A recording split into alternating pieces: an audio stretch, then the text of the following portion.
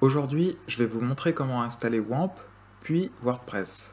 Donc la première chose à faire, c'est de télécharger WAMP. Je vais dans Google, je tape WAMP. Ici, vous avez un bouton télécharger. Donc je vais prendre cette version qui est la plus courante pour les systèmes 64 bits. Alors je rappelle que WAMP ne s'installe que sur Windows. Là, je passe au téléchargement direct, je ne vais pas remplir le formulaire. Voilà, le téléchargement démarre. J'ai plus qu'à cliquer sur l'exécutable. Donc là, je peux fermer le navigateur. J'accepte le contrat. Je fais suivant.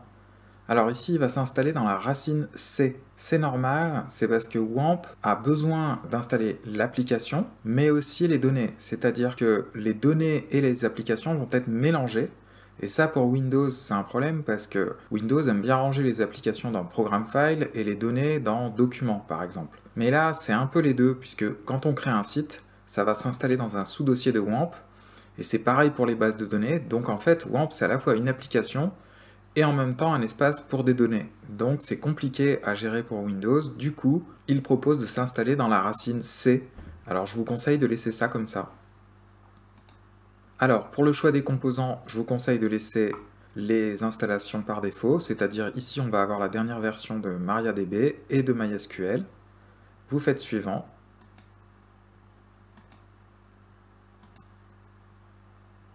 Pendant que ça s'installe, je rappelle que WAMP est ce qu'on appelle une distribution Apache. Au niveau de l'acronyme, le W signifie Windows, le A signifie Apache.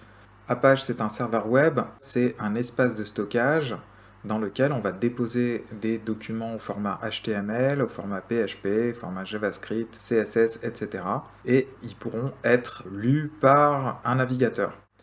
Après, on a M comme MySQL pour tout ce qui est gestion de la base de données. Et ensuite, on a P pour le PHP, qui est un langage de script très puissant, avec lequel, par exemple, est fabriqué WordPress. Alors ici, le navigateur par défaut, il propose Edge. Moi, j'aime pas trop Edge. Je vais dire oui. Et donc ici, par exemple, je choisis Chrome. L'éditeur de texte, par défaut, ça va être notepad.exe, sachant qu'on va l'utiliser très rarement pour, par exemple, modifier php.ini, ce genre de choses. Donc c'est pas grave si c'est Notepad qui s'y colle pour modifier ça. C'est pas un outil qu'on va utiliser régulièrement. Donc là, je vais laisser Notepad. Et Notepad, il indique par défaut l'endroit où il se trouve. Hein, si je regarde dans la liste, il se trouve ici. Donc j'ai juste à faire ouvrir.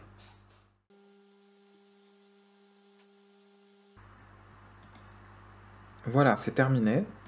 Alors maintenant, WAMP est installé. Donc là, ici, j'ai un raccourci. Je peux le lancer par ici.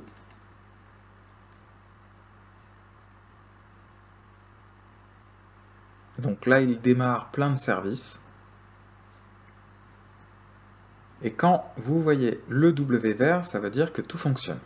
Je vais vous montrer par exemple la page d'accueil de WAMP. Donc j'appuie simplement sur le W. Et ici, si je vais sur Localhost, voilà, je suis sur la page d'accueil de l'hôte local. Alors ça c'est bien, ça veut dire que WAMP est prêt, mais maintenant on va passer à WordPress. Je vais taper WordPress. Le bon site c'est frwordpress.org. Je clique sur Obtenir WordPress et puis je vais télécharger le zip. Donc le zip se trouve ici.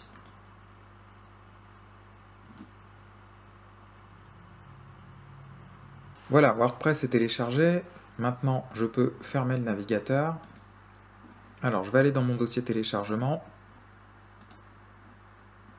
Vous avez ici l'archive de WordPress. La première chose à faire, c'est de l'extraire. Il me propose de l'extraire dans le dossier téléchargement. Pour le moment, je vais faire comme ça.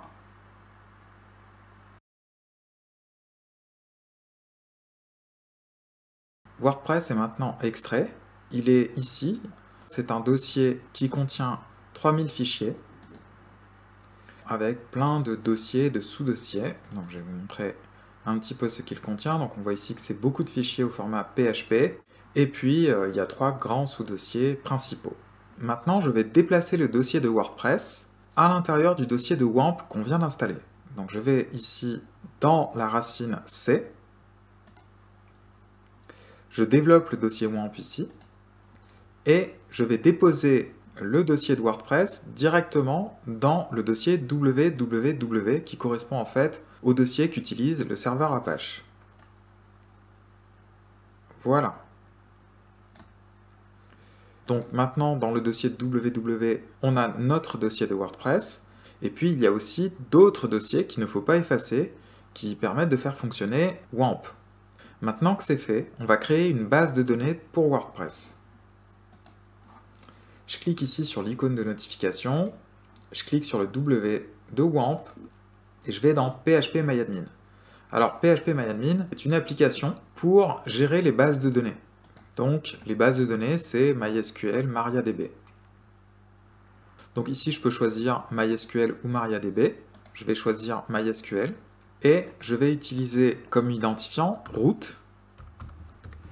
Et comme mot de passe, rien du tout. Ça, c'est les identifiants de WAMP pour accéder à MySQL. La seule chose que j'ai à faire, c'est créer une nouvelle base de données.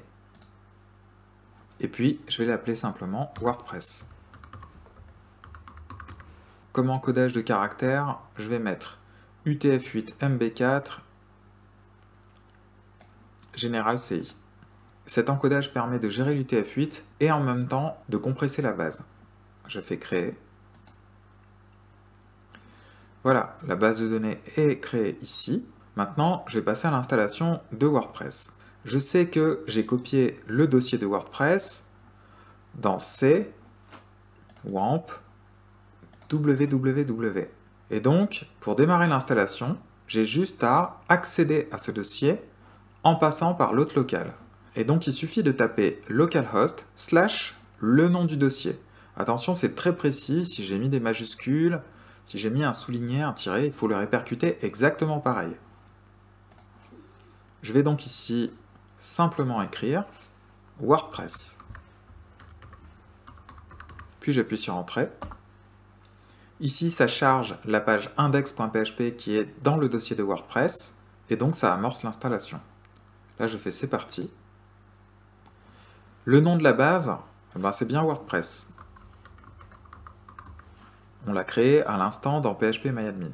L'identifiant pour accéder à MySQL, on sait que sous WAMP, c'est root, et que le mot de passe est vide, donc je laisse ce champ vide. L'adresse de la base, c'est bien localhost, et le préfixe des tables, c'est WP souligné. Je laisse donc ces informations comme ça, et je fais Envoyer.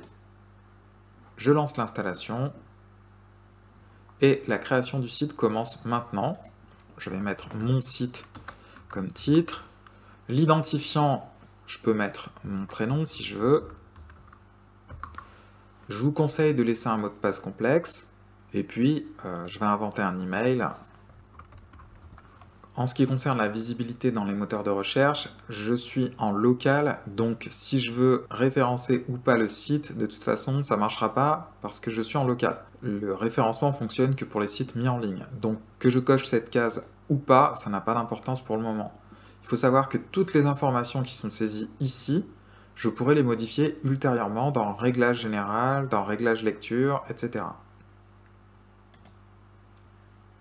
Voilà, l'installation est prête. Je peux enregistrer le mot de passe. Je me connecte. Donc là, c'est le mot de passe qui a été suggéré par WordPress. Donc, ne pas confondre le mot de passe qui permet d'accéder à MySQL et le mot de passe qui permet d'accéder à WordPress. Je fais se connecter. Et voilà, je suis sur la dernière version de WordPress.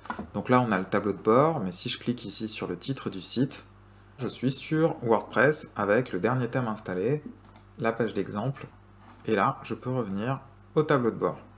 Puisque tout fonctionne, je vais me déconnecter, je vais fermer le site, et je vais quitter WAMP.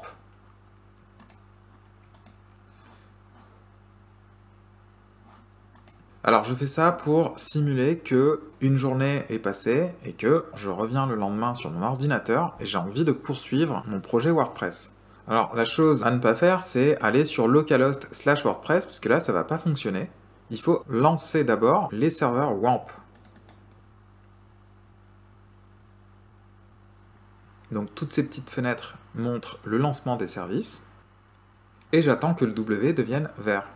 Voilà, une fois que le W est vert, un simple clic ici, et puis je peux aller sur localhost. Voilà. J'ai plus qu'à rajouter /WordPress pour voir mon projet. Très bien. Donc ici, on peut voir le site, on appelle ça le front-end. Maintenant, si je veux accéder au tableau de bord, il suffit que je rajoute ici admin. Alors, on peut aussi taper wp-admin, mais admin, c'est encore plus simple. Voilà, j'ai plus qu'à m'identifier. Et j'accède au tableau de bord. Et donc ici, par exemple, je peux modifier la page d'exemple et commencer la fabrication de mon site. Donc voilà pour cette petite vidéo concernant l'installation de WAMP et de WordPress. J'espère que ça a été utile et je vous dis à la prochaine. Salut!